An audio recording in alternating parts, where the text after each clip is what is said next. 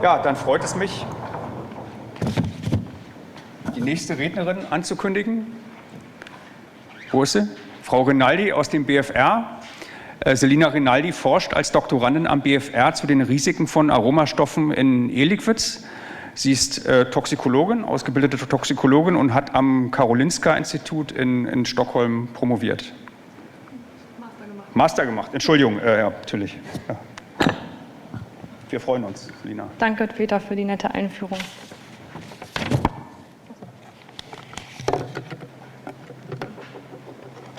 Ja, ich darf Ihnen heute einen kleinen Einblick in die Forschungsarbeiten zum Thema E-Zigaretten am BFR geben. Wie Frau Schwertler heute früh schon sagte, hat das BFR zum Ziel, den Menschen als Verbraucher zu schützen. Und da die E-Zigarette als Verbraucherprodukt aktuell von 1,4% der Deutschen genutzt wird, hat natürlich das BFR hier auch ein besonderes Interesse, die Sicherheit der E-Zigarette zu untersuchen. Die Forschungsprojekte können wir in zwei Teilbereiche unterteilen. Das eine sind analytisch fokussierte Projekte und zum anderen beschäftigen wir uns mit der Toxikologie von Aromastoffen in E-Liquids. Hier möchte ich noch erwähnen, dass die Analytik von meiner Kollegin Frau Dr. Nadja Mallock durchgeführt hat. Sie hat auf diesem Thema promoviert und ich beschäftige mich eher mit der Toxikologie der Aromastoffe, werde aber am Ende natürlich zu allen Teilbereichen Ihre Fragen, so gut es geht, beantworten. Ja, bei den analytisch fokussierten Projekten gab es speziell Projekte, die sich mit der E-Zigarette Juul befasst haben. Hier wurde zum Beispiel die Entstehung von Carbonylen untersucht, der Inhalt von Benzoesäure, die Dampfentwicklung beim Abrauchen einer Juul und auch der Nikotingehalt in dem Dampf. Des Weiteren gibt es eine sehr wertvolle laufende Kooperation mit der LMU-Klinik in München. Hier finden zum Beispiel die Humanstudien statt. Dann hatten wir, wie meine Vorrednerin ja schon berichtet hatte, eine sehr wertvolle Kooperation auch mit den Überwachungsämtern in Sigmaringen, wo eben viele E-Liquids vom Markt analysiert wurden. Darauf möchte ich gleich eingehen, das wiederholt sich jetzt ein bisschen für Sie, aber es wurden 50 E-Liquids vom deutschen Markt genommen und auf verschiedene Inhaltsstoffe untersucht, wie zum Beispiel Vitamin E und Vitamin E-Acetat. Und wie Sie ja auch schon gehört haben von Frau Pieper heute früh, hatte das den Hintergrund, dass es eben 2019 die EVALI-Krise in den USA gab, die auch tödliche Folgen hatte, was vermutlich auf verunreinigte E-Liquids mit Vitamin E und Vitamin E-Acetat zurückzuführen war.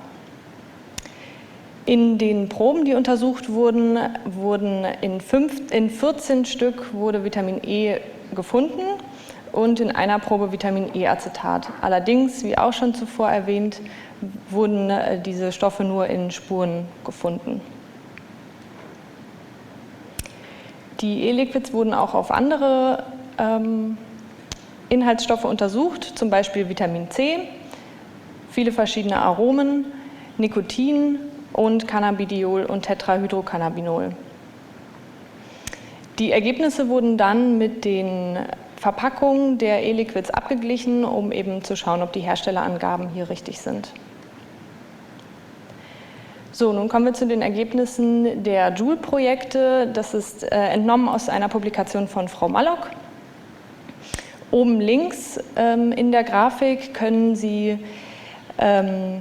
wurden 3 unterschiedliche Juul-Varianten abgeraucht. Einmal die anfängliche Juul-Variante, die auf dem europäischen Markt war, dann die modifizierte Juul-Variante und die amerikanische Juul-Variante.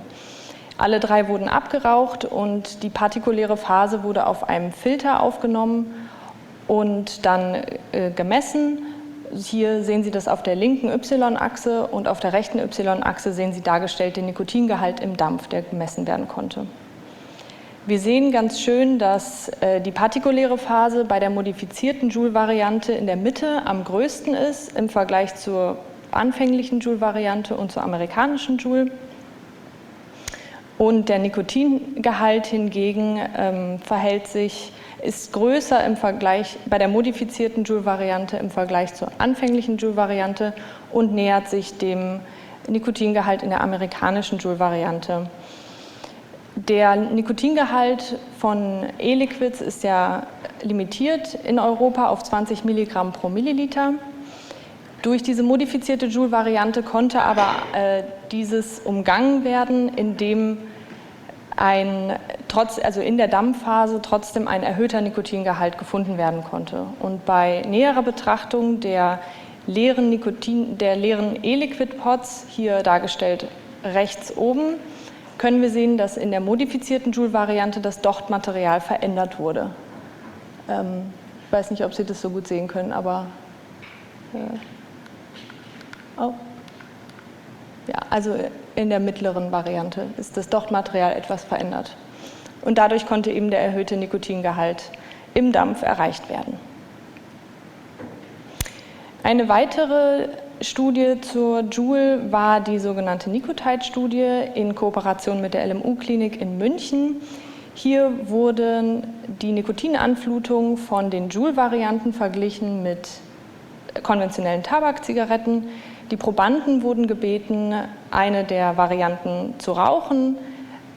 Zu bestimmten Zeitpunkten wurde immer ein Zug genommen für 3 Sekunden und danach wurde den Probanden Blut abgenommen innerhalb von 30 Minuten, mehrfach zu bestimmten Zeitpunkten.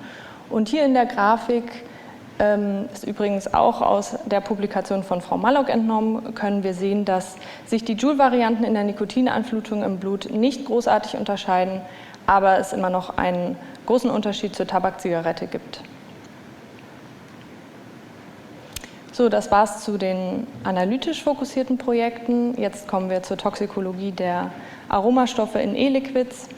Warum beschäftigen wir uns überhaupt damit am BFR? Es ist ja so, dass in E-Liquids, um einen ganz bestimmten Geschmack zu erreichen, mindestens 10 Aromastoffe verwendet werden. Die sind aber eben nicht deklariert auf den Verpackungen, solange sie einen Gehalt von 0,1% nicht überschreiten. Die Aromen, die verwendet werden in den E-Liquids, stehen auf der sogenannten GRAS-Liste, sind also Generally Recognized as Safe. Diese Sicherheit bezieht sich aber auf die orale Verwendung.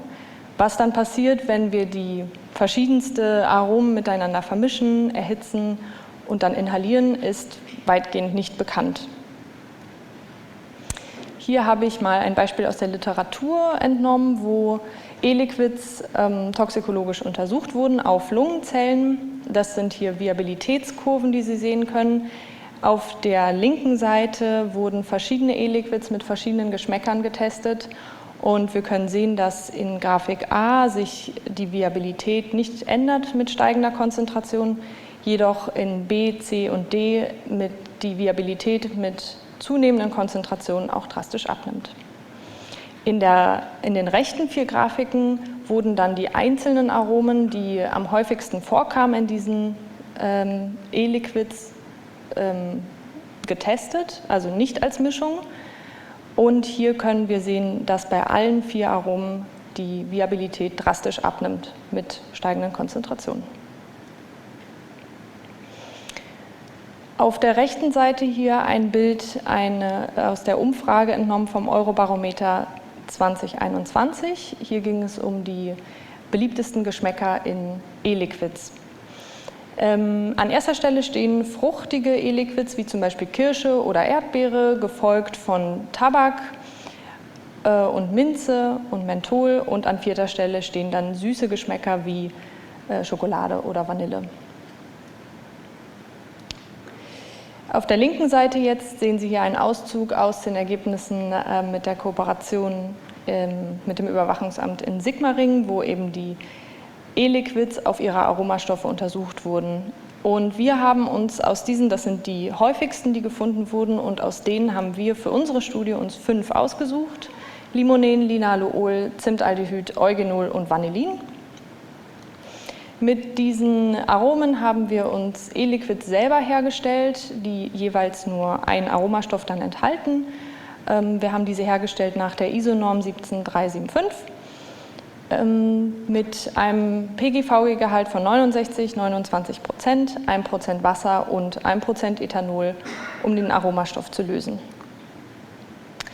Diese selbst hergestellten E-Liquids haben wir dann mit dieser Abrauchmaschine hier abgeraucht. Also links ist die E-Zigarette montiert, ganz rechts die Pumpe, die dann das Aerosol aus den E-Zigaretten durch ein Zellkulturmedium leitet. Das sehen Sie hier in der Mitte in Rot, in diesen Glasflaschen dargestellt.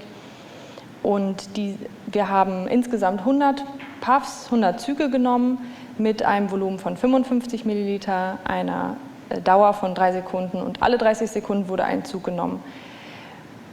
Und dieses konditionierte Zellkulturmedium, wie wir es danach nennen, wurde dann auf die A549-Zellen gegeben für 24 Stunden. Bei den Zellen handelt es sich um eine Krebszellinie aus der Lunge und anschließend konnten wir verschiedene Toxizitätsassays durchführen.